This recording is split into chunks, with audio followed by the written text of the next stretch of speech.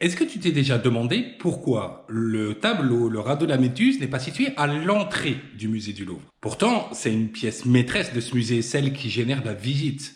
On vient dans ce musée pour voir entre autres ce tableau. Ce tableau influe donc sur la vente de billets d'entrée. Si on ne l'expose pas tout de suite, c'est justement parce que le processus de vente est comparable à une visite de musée. On ne place jamais l'œuvre maîtresse en début de parcours. Et pourtant, c'est ce que font la majorité des entreprises.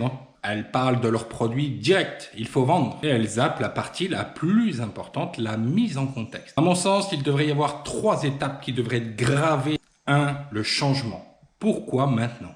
On parle du monde qui évolue, des signaux faibles, des transformations en marche. On éduque, on crée du contenu, on donne du sens. 70% de l'effort ici. Sinon, personne ne pige pourquoi ça te concerne. Et surtout, pourquoi c'est important. Grand 2, la menace et l'opportunité. Pourquoi pas vous? Ce changement touche ton audience. Il y a un risque à rester immobile. Il y a une vraie promesse pour ceux qui bougent. 3, le produit.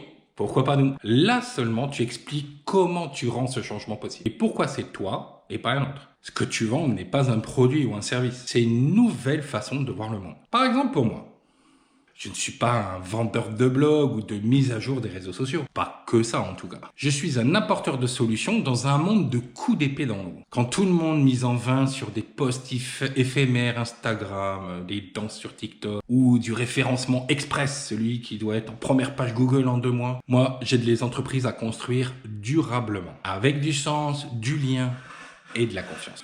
Je ne vends pas de contenu, je construis une présence web qui attire les bons clients. Et sur le long terme, parce qu'il est temps de ne plus se satisfaire d'un one-shot. Ces dernières périodes économiques ont montré la limite de ce système commercial. Aujourd'hui, j'écris pour des entreprises comme toi. Et ça commence bien avant de parler de ton offre. Ça commence par une histoire qu'on a envie de suivre, comme une enfilade de salles avant d'atteindre l'œuvre finale.